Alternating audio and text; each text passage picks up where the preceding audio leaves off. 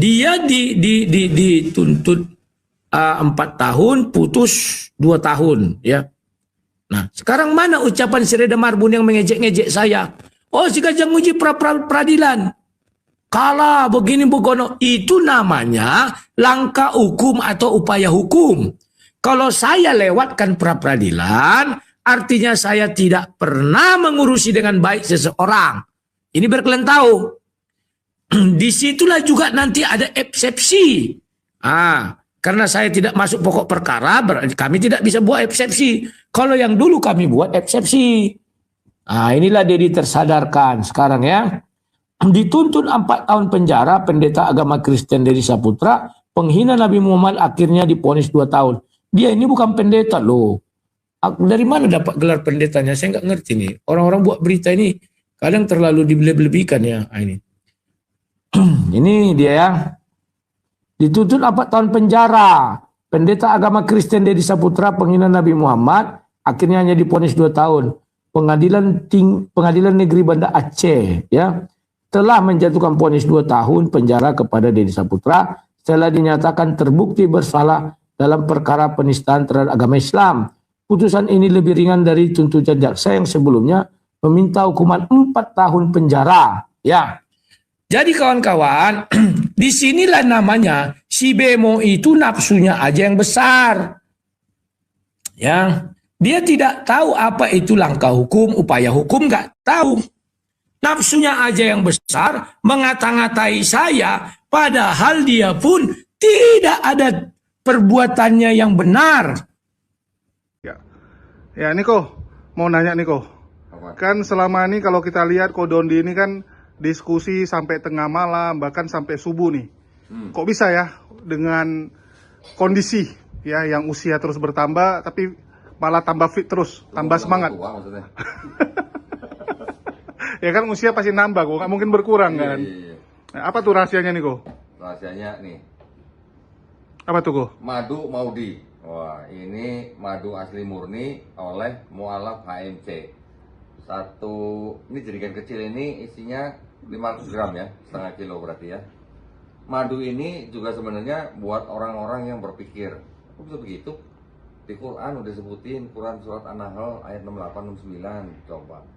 Jadi Allah SWT memberikan ilham pada lebah untuk membuat sarang di pohon dan sebagainya, makan dari buah-buahan, dan dari perutnya keluar minuman yang mengandung obat buat menyembuhkan manusia. Tuh, Masya Allah. Jadi, Luar biasa. Jadi kalau kita minum madu, sama aja kita berpikir gitu, bahwa ini adalah sebuah minuman yang sangat-sangat bermanfaat buat manusia. Jangan lupa beli ya, jangan lupa komisi ya. Jadi rasanya minum madu kok supaya fit terus ya. Iya dong, iya. Bahkan madu, ini pengalaman pribadi ya. Dulu ketika mama saya sakit diabetes, kan ada luka di kakinya. Saya malah diajarin sama dokter yang merawat lukanya untuk mengolesi dengan madu. Setelah dirawat, kita olesi dengan madu. Itu ternyata juga menyembuhkan, Masya Allah ya. Jadi memang luar biasa ya, bahwa madu ini banyak manfaat buat manusia. Mantap. Assalamualaikum warahmatullahi wabarakatuh. Assalamualaikum warahmatullahi wabarakatuh. Berjumpa lagi dengan Berita Apologetika, channel yang akan memberitakan segala macam dinamika dunia perapologetikan. Dedi Saputra, penghujat agama Islam, sudah resmi ditetapkan vonis 2 tahun penjara oleh Majelis Hakim di Pengadilan Negeri Banda Aceh.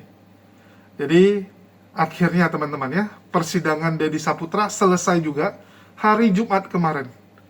Sudah resmi ditetapkan 2 tahun penjara. Dan Dedi Saputra punya pilihan antara menerima vonis tersebut atau mengajukan banding. Yang jadi masalah, siapa yang akan mengurus seandainya Dedi Saputra ingin meminta banding, teman-teman. Karena sekali lagi, Dedi Saputra sudah ditangkap atau sudah ditahan kurang lebih 5 bulan. 5 bulan, artinya masih ada 1,5 tahun lagi.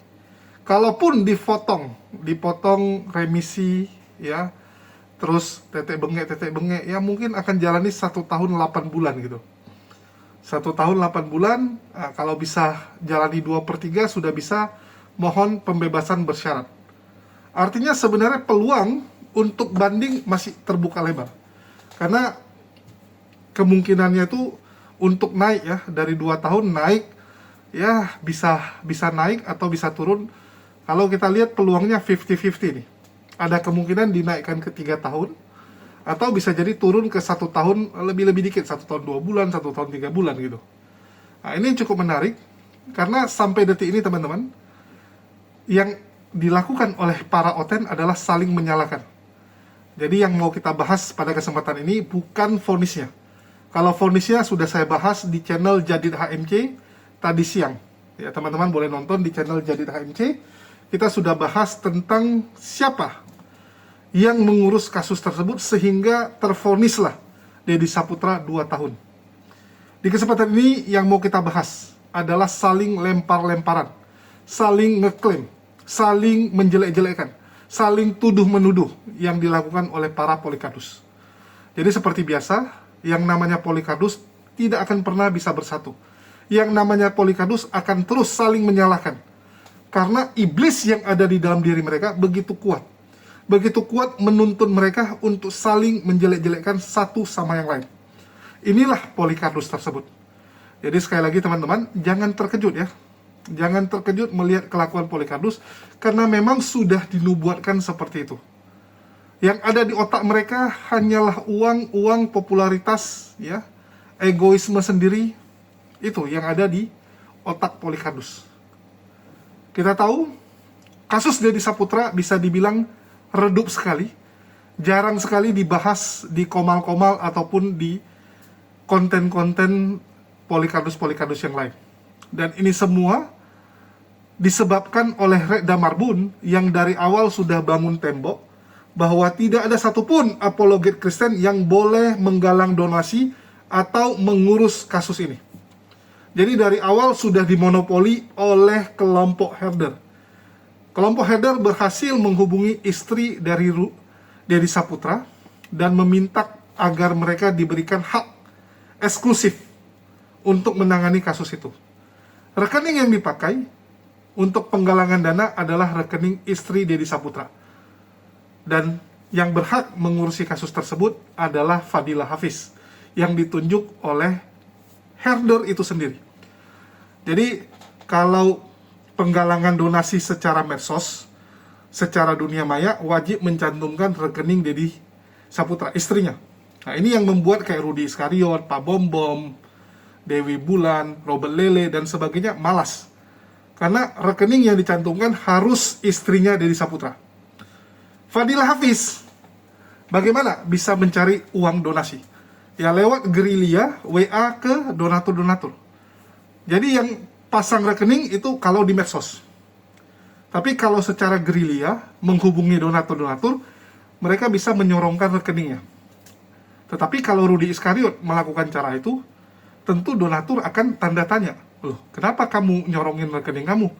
Bukankah sudah disampaikan oleh istri Deddy Saputra di room herder-herder, dan Edi sendiri juga sudah sampaikan bahwa yang menangani kasus ini adalah Fadilah Hafiz.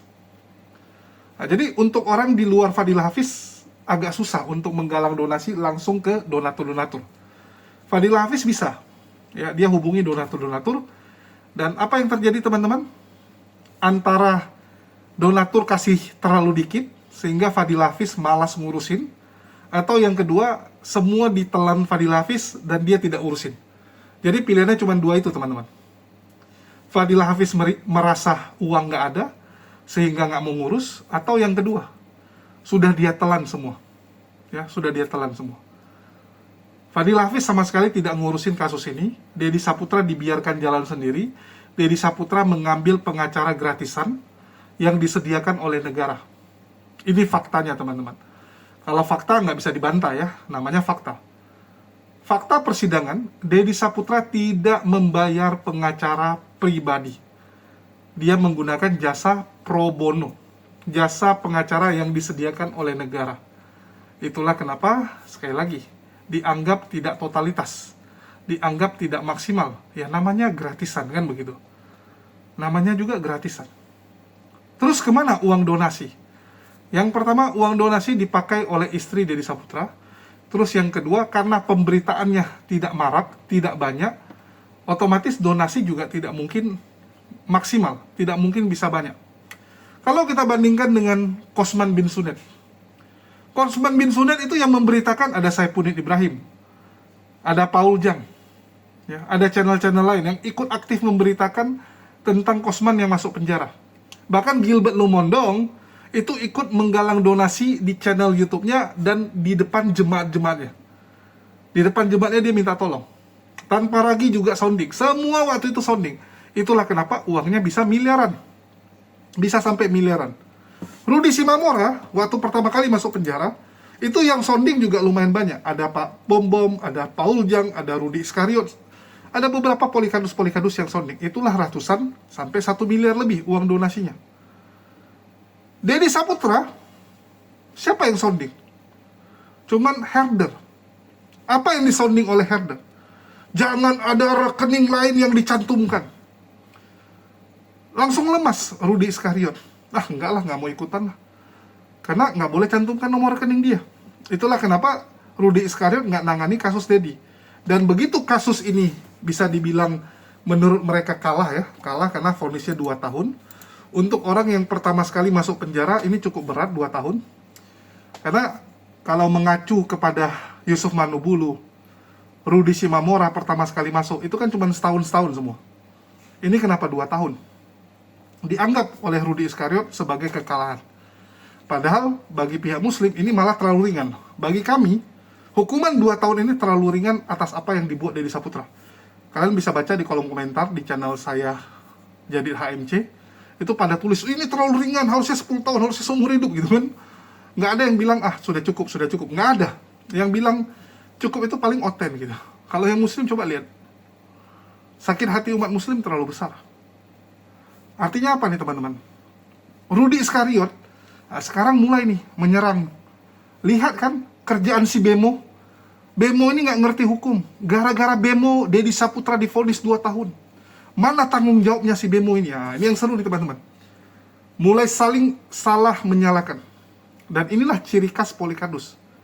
Yaitu saling menyalah-nyalakan. Ya, kita akan nonton. Tapi sebelum nonton, sekali lagi iklan dulu teman-teman ya. Ini kalau ada yang skip nih, nggak mau saya putarin videonya ya. Kadang-kadang ada teman-teman yang karena tahu kita mau iklan, langsung di skip-skip. Dan kalau ada yang komplain, ya silakan nggak usah nonton teman-teman ya. Jadi channel ini saya dedikasikan untuk perjuangan plus ya kita sambilan ngiklan di sini. Karena jujur dari YouTube kita nggak ada penghasilan teman-teman. Ada penghasilan pun ya cuman untuk bayar listrik dan internetnya. Kadang juga nggak cukup. Kalau satu channel ini paling menghasilin cuma 600-500 ribu. Jadi kita cuman maksimalkan dari penjualan madu kita dan kopi. Ya, kita jualan madu, kopi. Madu kita banyak jenis dan sekali lagi ya, ini madu buatan kami sendiri sehingga kalian nggak akan bisa dapatkan di tempat lain. Oke, dan harga yang kita jual sangat terjangkau, di mana lagi kalian bisa dapat madu asli. Mulai dari 40-an ribu sudah dapat 1 botol. 1 botol. Ya, ini coba kalian tebak, isinya lebih banyak mana? Lebih banyak ini 10 mili, biar kalian tahu ya. Lebih banyak ini 10 mili daripada botol ini. Ya, ini kita jual 40-an ribu saja. Di mana lagi kalian dapat madu asli ya. Kalau madu palsu ya mungkin banyak yang lebih murah. Kalian boleh tes kualitas kita. Ya, madu kita tidak bikin orang enek ya. Tidak bikin orang merasa aduh kok manis sekali gitu kan. Sampai apa ini gula ini gitu manisnya. Madu kita enak. Apalagi kalau kalian tes madu hutan Aceh nih. Saya jamin kalian ketagihan. Ya, pakai ini untuk teman ngopi, teman kalian ngeteh, terutama kelapa. Kalau saya kelapa pasti campurnya ini, nggak pernah gula saya nggak pernah mau pakai gula lagi sekarang. Dan kita ada jual gula aren juga teman-teman ya, kita ada jual gula aren juga, lebih baik daripada gula putih atau gula ya biasa. Oke, sudah deh, sudah cukup segitu. Dan nanti akan saya bikin PT ya teman-teman, supaya lebih supaya lebih gampang. Nanti makanya nanti cek di akun TikTok saya teman-teman, di akun besar ini akan saya bikin PT teman-teman ya, untuk nomor rekening FV ya. Jadi sekedarnya ya ketua, nggak apa-apa, nggak usah memaksakan, seininya aja. Kalau kita bebarengan, kita kan mayoritas di dunia teman-teman. Kita ini mayoritas ya, nggak usah takut ya. Dan nanti teman-teman cek nanti di PT saya ya, nanti akan saya buat di posting, nanti akan saya posting di ini saya teman-teman. Jadi teman-teman tidak ada ruang untuk siapapun yang akan melakukan donasi ya dari pintu ini, pintu itu, tidak ada, teman-teman. Satu langsung ke istri tersadarkan ya. Jamila kasus, nanti kamu tonton aja nih nanti di rapot apologet Jamila. Jamila. Nggak mungkin kakak ulang lagi dari awal. Tadi saya nih udah bangun pagi saya kan tadi. Ya, kawan-kawan, selamat sore, selamat berjumpa dalam acara Sang Debater. Kali ini saya mau membahas tentang Dedi tersadarkan. Dedi Saputra tersadarkan. Akun TikToknya tersadarkan. Kemungkinan akun TikTok itu mungkin sudah di ban ya atau diambil alih. Biasanya begitu ya. Dimusnahkan untuk negara. Ya. Kalian sudah kenal Dedi Saputra atau belum? Kalau belum saya ingatkan kembali ya. Dedi Saputra ini dulu dia di Kalimantan ya. Kemudian dia melakukan siaran langsung dan menurut umat Islam dia menghina Nabi Muhammad ya. Nah, jadi kawan-kawan dia menghina Nabi Muhammad. Setelah itu oleh orang Aceh tidak terima, maka dibuatlah laporan polisi. Kemudian diketahui keberadaannya di mana karena sharing live ya. Harusnya dia nggak usah live dulu setahun atau 2 bulan. Karena begini kawan, terkadang kita merasa karena belum datang polisi, belum ada panggilan kita merasa hebat gitu ya. Bukan. Terkadang polisi itu belum memanggil karena apa? Ya mereka masih mencari keberadaan dia. Memang disinilah aku bilang si Bemo ya setelah Dedi Saputra ditangkap si Bemo ya alias Reda Marbun cakapnya banyak ya. Kita akan mengurus. Ayo kawan-kawan bantu Dedi Saputra ya melalui istrinya. Saya akan mengurus dan berjuang. Reda Bemo itu kawan hanya mulutnya aja besar.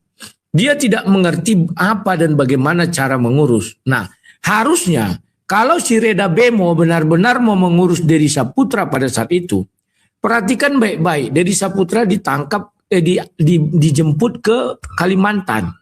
Penjemputan itu di dalam KUHAP ya, itu tidak ada namanya diamankan atau diboyong. Nggak ada itu, yang ada penangkapan. Kenapa dia ditangkap? Apakah dia sudah ada pemanggilan awal? Saya nggak tahu ya. Kalau belum ada pemanggilan awal, itu orang tidak bisa dijemput dan ditangkap. Sekalipun laporannya itu sudah ada. Ya. Yang benar itu adalah dia ditangkap setelah ada laporan dari orang dan sudah dia dipanggil secara patut. Paham ya? Pahami dulu urutan-urutannya. Setelah dia dipanggil secara patut, dia memberi keterangan, kemudian polisi memanggil, kan harus ada dua alat bukti. Ya, yang pertama keterangan daripada si pelapor, itu keterangan saksi namanya. Kedua, keterangan dari saksi yang berikutnya adalah yang terlapor. Itu pertama ya, dia bawa saksi, ini bawa saksi misalnya begitu. Baru setelah itu yang kedua, mereka akan tanya ahli. Karena ini undang-undang ITE, maka ahli yang pertama itu kan kalimat, berarti bahasa. Baru yang kedua menista agama, berarti ahli agama. Baru menggunakan ITA, maka ahli ITA-nya dipanggil. Jadi minimal 3 ahli di situ ya. Itulah untuk menemukan 2 alat bukti. Selain dari video. Video itu 1 alat bukti. Ya, sekarang kan namanya alat bukti elektronik. Baru yang kedua nanti keterangan daripada ahli. Ya. Kalau ahli sudah memberi penilaian atau keterangan lah ya kita bilangnya, oh ini begini bogono, baru mereka gelar perkara. Setelah gelar perkara ditetapkan dia tersangka berdasarkan surat penetapan tersangka. Nah ini kawan, jadi sebentar ya.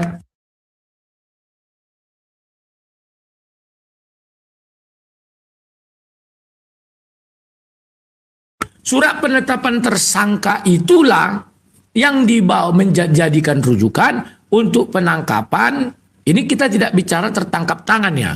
Karena Dedi Saputra tidak tertangkap tangan. Itulah yang dibawa rujukan ya untuk menetapkan dia untuk surat perintah penangkapan, surat perintah penahanan dan lain sebagainya, penggeledahan ini segala macam. Penetapan tersangka. Kalau seseorang belum ditetapkan tersangka, dia tidak bisa ditangkap dan ditahan. Paham ya kawan-kawan ya? Nah, oke. Kemarin kita memang tidak mengetahui secara pasti. Ini praduga saja, ingatnya semua praduga. Bahwa Deddy Saputra itu didatangi ke mana? Ke Kalimantan itu.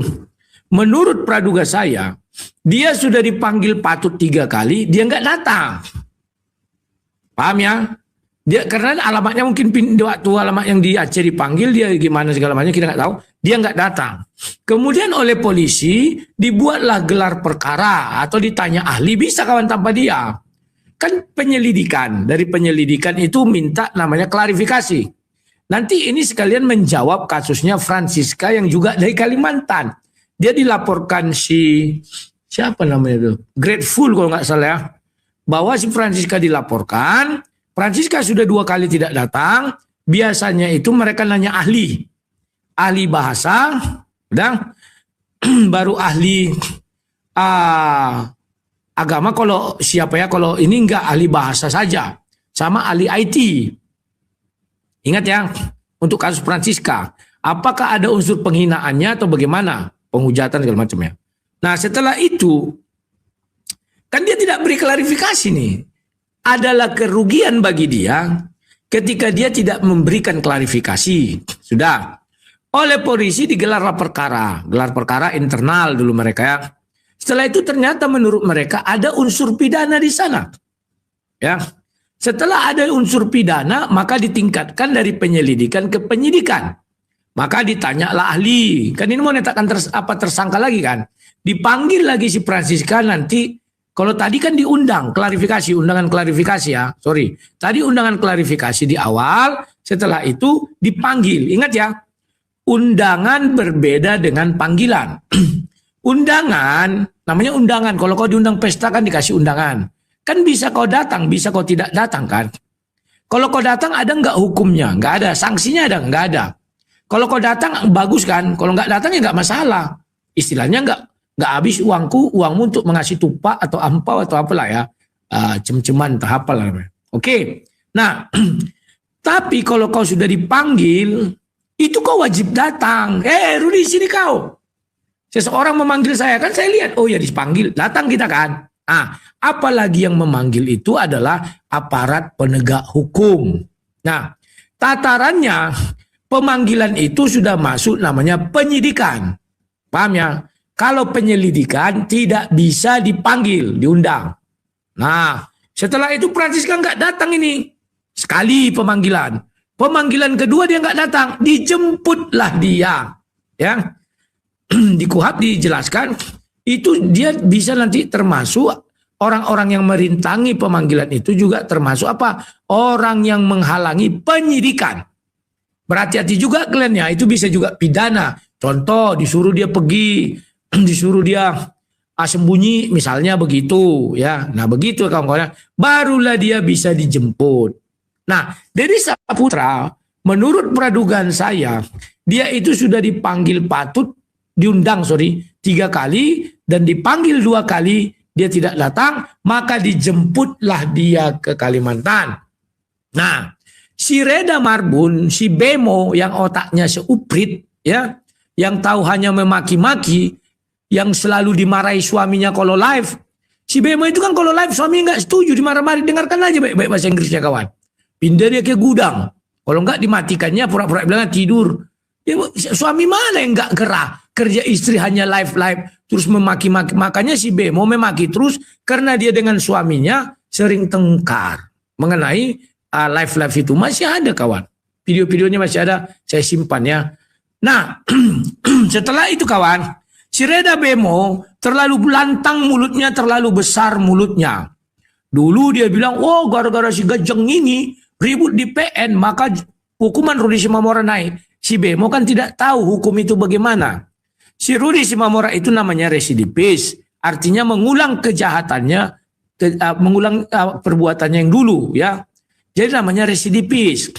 Sudah, residipis itu tidak bisa lagi hukumannya sama seperti yang dulu. Harus dinaikkan.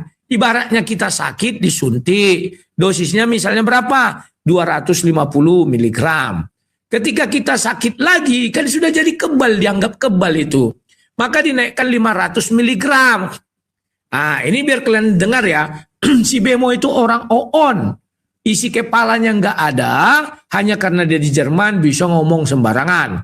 Sudah, harusnya si Bemo itu, kalau benar-benar dia mengurusi Dodi Saputra, dia harus mengajukan pra-peradilan. Kenapa pra-peradilan?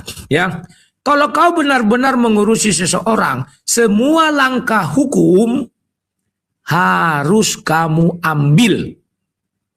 Tapi kan sudah pasti kalah gini. Tidak ada yang dapat memastikan sebelum dilakukan. Ingat ya, tidak ada yang dapat memastikan sebelum dilakukan. Tapi karena otak si Bemo dan kawan-kawannya itu oon, apalagi si Bintang, si Pik, bukan si Pagi ya, si Pik. Ya, si Pik namanya itu Pik. Gitu ya. Orang-orang itu isi kepalanya nggak ada. Hanya mau ngumpul-ngumpul donasi. Kan orang ngumpul donasi juga untuk si tersadarkan. Ya. Makanya dibuat list namanya tersadarkan di dalam. Kan dia bilang mulut besarnya apa? Kita akan bentuk kuasa hukum. Orang kuasa hukumnya siapa? Siapa yang mau dijadikan yang kuasa hukumnya? Dia kira ada kuasa hukum itu gratis-gratis. Najis tralala sama kau. Minimal kau ongkosi dia ke sana. Ya. Itu namanya harus ada namanya pengorbanan secara materi, ya. Bemo biar tahu kok ya urutan-urutannya. Mau kau bilang ada di grupmu itu ada seorang pengacara dari Bandung dari mana? Tetap dia minta ini untuk ongkos minimal. Jangan banyak kali cakap kau Bemo. Manalah yang kau bilang kau sediakan pengacara untuk orang itu. Ingat ya, si Bemo ini menipu kalian semua. Grupnya si Reda Marbun ini menipu kalian semua. Dia bilang apa? Oh, ini nama-nama orang, ini di bawah perlindungan kita. Kita ada pengacara. Allah, tai kucing. Kalau sudah kau masuk pasal penistaan agama, mau 10 kau bawa pengacara, tak guna kawan. Kecuali kau memang orang top, orang terkenal, orang punya power. Beda cerita ya. Dan kebetulan kau misalnya agama yang sama. Kalau agamanya sama, itu masih ada apanya ya. Tapi kalau beda agama kayak Ahok udah punya power sekalipun, gol. Paham ya? Jadi si Reda Marbun ini penipu kawan. Dengan grup herdernya, penipu satu room itu semua.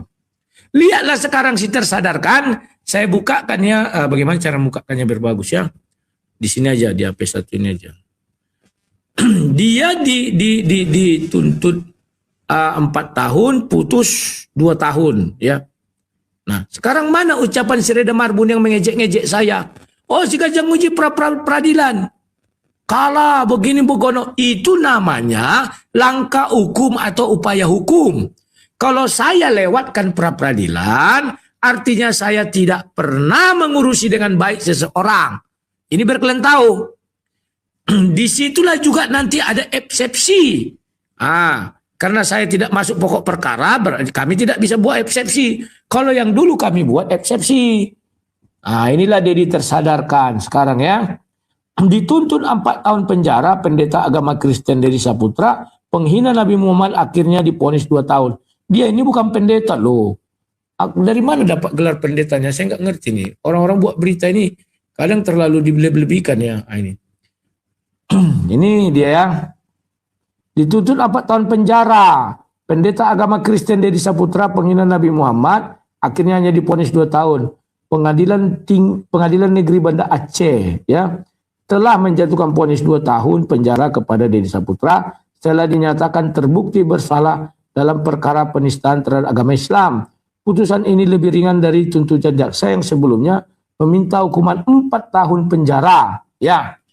Jadi kawan-kawan, disinilah namanya si Bemo itu nafsunya aja yang besar. Ya, dia tidak tahu apa itu langkah hukum, upaya hukum, nggak tahu. Nafsunya aja yang besar, mengata-ngatai saya, padahal dia pun tidak ada perbuatannya yang benar. Kalau memang dia hebat, lakukan seperti saya tahun 2023, saya tangani Rudi Simamora. Semua upaya hukum kami laksanakan. Mulai dari pra-peradilan, kalah. Eksepsi. Ya.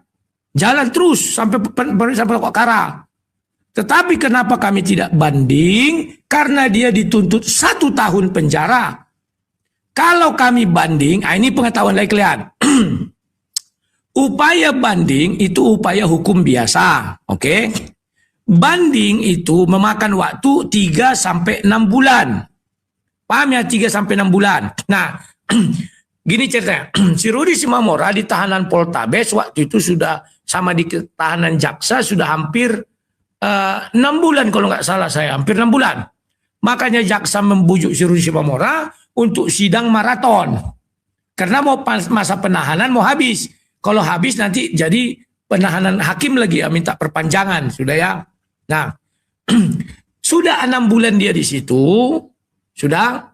Kalau kami ajukan banding, maka hak dia untuk mendapat 2/3 itu kan berarti belum putus. Itu tidak bisa diberikan. Ngerti? Cuti kalau dari apa kan PB, pembebasan bersyarat namanya, ya, di atas 9 bulan. Maka Rudi Simamora 6 bulan misalnya dari dia tidak bisa mendapat PB apa dulu, pembebasan bersyarat dulu. Itu yang saya alami ya. Waktu itu ada klien kami dihukum 10 bulan. Lantas kami tanya, kalau kami banding, dia sudah ditahan 5 bulan. Ya harus dijalani kan belum putus, belum ingkrah. PB itu diberikan kalau putusan itu sudah ingkrah berapa bulannya ada pasti. Kalau belum pasti ya marah apa jalan kaki katanya. Tempuh sampai keluar banding itu. Paham ya? Nah, kalau si Rudi Simamora kami mintakan banding sementara dia sudah jalani 6 bulan, banding itu 3 sampai 6 bulan. Paling cepat 3 bulan. Ya, paling lama 4 bulan lah kira-kira gitu.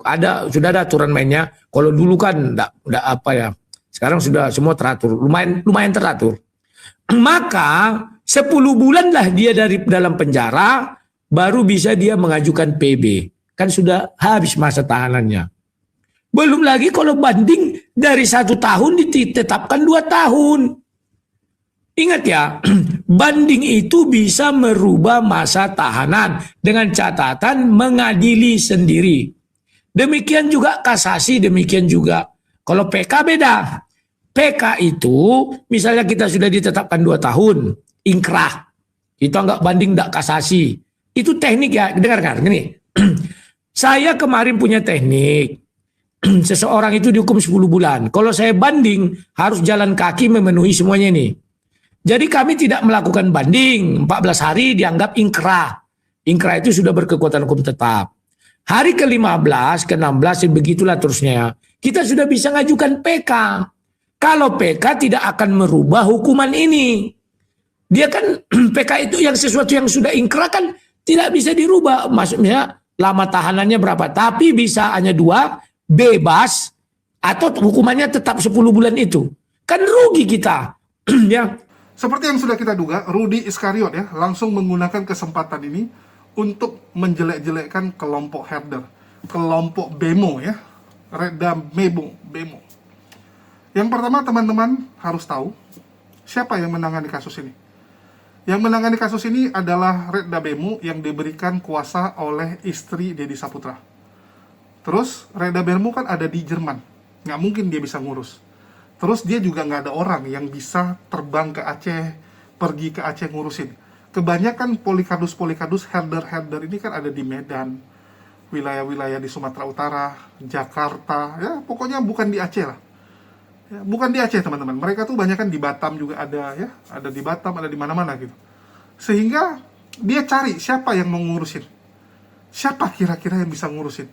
Muncullah yang namanya kelompok Astaga. Ya, Astaga itu kelompoknya Sandi Permana. Kelompoknya Fadila Hafiz ya. Yang jadi maminya, yang membuat kelompok WA tersebut adalah Fadila Hafiz. Jadi Fadila Hafiz mengajukan diri untuk mengurusi kasus tersebut.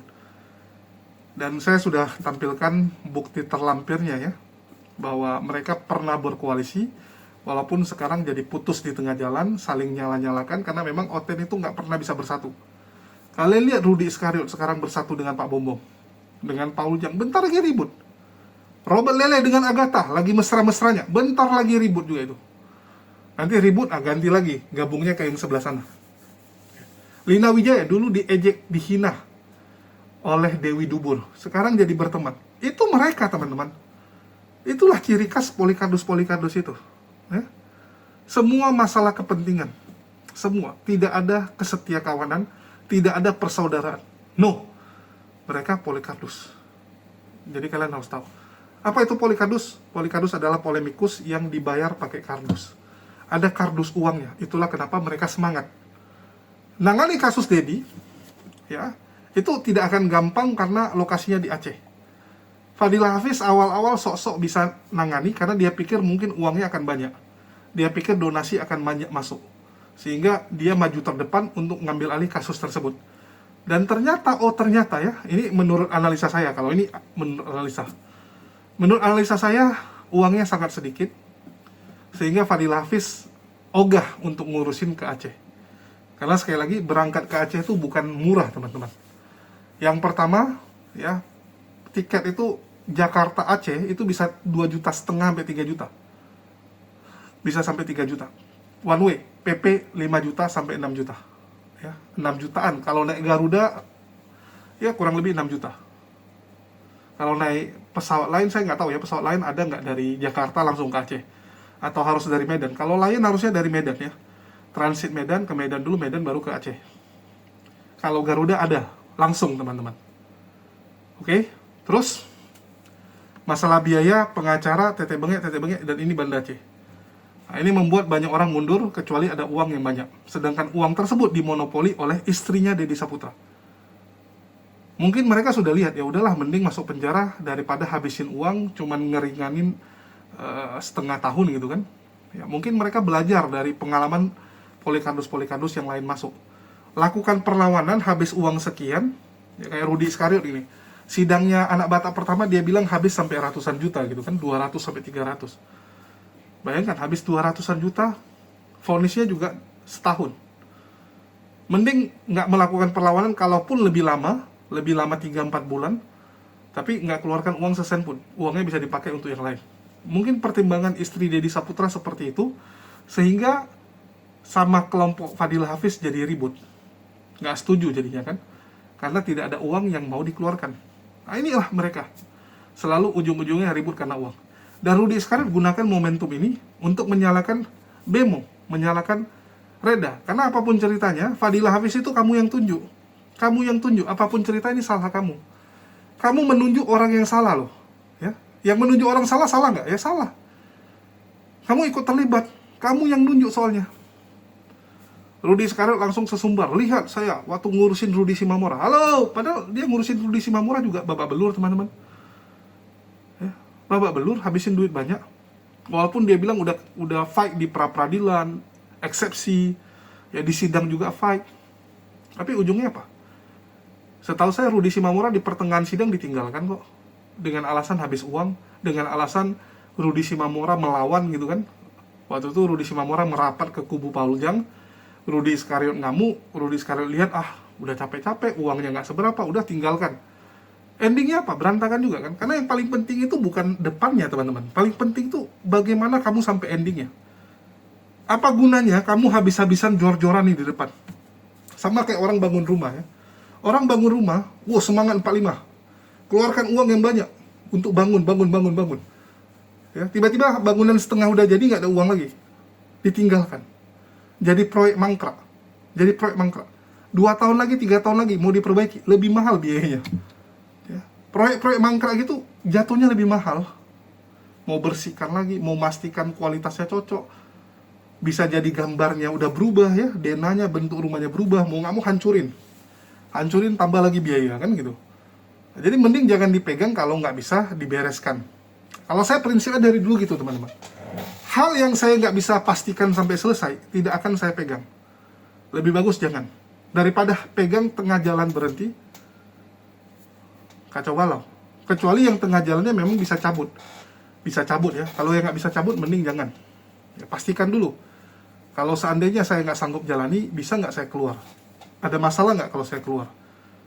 Kalau ini kan nasib anak orang jadi terkantung-kantung, nasib anak orang jadi nggak jelas gara-gara mereka ini asal-asal malpraktek. Kan bisa dibilang ini malpraktek ini. kasus pertama penanganan hukum yang dilakukan oleh kelompok herder.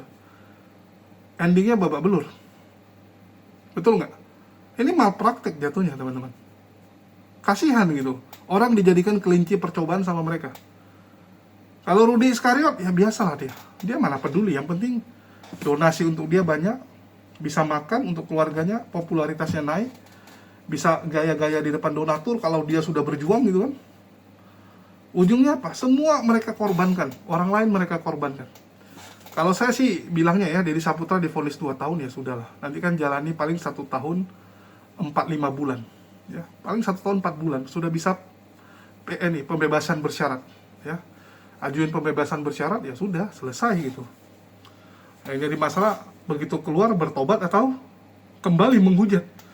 Karena sampai detik ini teman-teman, track record, histori negara kita, semua Polikardus ini yang setiap masuk penjara, keluarnya pasti jadi penghujat yang jauh lebih sadis.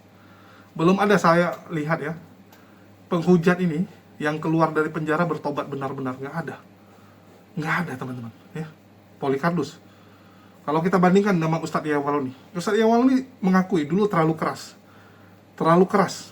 Begitu masuk penjara keluar jadi lembut. Jadi lembut, itu pun masih diejek, masih dihina sama mereka. Masih dihina sama mereka. Padahal setelah keluar, Ustadz Yahya itu jadi santun sekali. Nah, namanya juga Oten ya. Kelakuannya memang kayak gitu terus. Kelakuannya nggak ada beres-beresnya. Oke. Terus masalah harus tekniknya begini-begini, yang dibilang Rudy sekarang ada benarnya ya. Jadi ada namanya peninjauan kembali. Lebih bagus minta peninjauan kembali daripada banding-banding kayak gitu. Karena sekali lagi peninjauan kembali itu pilihannya cuma tetap atau turun. Dia nggak bisa naik. Kalau banding itu ada kemungkinan naik. Ada kemungkinan naik ya. Kosman itu dulu pertama sekali divonis 6 tahun 4 bulan. Ya, terus dia pertama kali 10 tahun. Ya. Dia banding di pengadilan tinggi jadi 6 tahun 5 bulan. Ya, nggak terima dia. Kok jadi 6 tahun? Maunya jadi 3 tahun, maunya bebas gitu kan. Mereka maunya ringan. Maunya cuman ya setahun aja lah, udah dijalani soalnya setahun, tinggal keluar. Rupanya 6 tahun 5 bulan, nggak terima. Ajukan kasasi teman-teman, ajukan kasasi. Ya, naik lagi, banding sekali lagi. Ujungnya apa? Jadi 8 tahun. Jadi 8 tahun. Itulah dia jalani 4 tahun setengah itu. 4 tahun dia jalani ya. Dari 8 tahun potongnya berapa kali remisi, tahun baru. Oke. Sisa hukumannya 7 tahun. 7 tahun dia udah jalani 4 tahun, udah bisa keluar. Itulah dia keluar, si Kosman. Begitu ceritanya ya. Nah, jadi lebih bagus memang PK. Kalau kasus Rudy Simamora kemarin ya memang jangan banding gitu, nggak ada gunanya. Salah-salah banding tambah lebih tinggi, sedangkan dia sudah jalani kurang lebih setengah tahun gitu kan. Mau banding pun butuh proses, butuh waktu, dan selama banding kamu nggak bisa ngajuin apa-apa yang lain. Kamu nggak bisa ngajuin pembebasan bersyarat, kamu nggak dapat remisi, nggak dapat potongan, karena kamu lagi proses hukum, lagi banding. Nah, itu jadi kelemahan juga. Ya. Mungkin itu aja sih yang mau saya sampaikan di kesempatan ini. Saling menyalahkannya Polikardus ini akan semakin seru. Ya, kalian akan dengar pembalasan-pembalasan dari kelompok herder yang tidak terima dia disalahkan, dan mereka akan nyalain orang lain.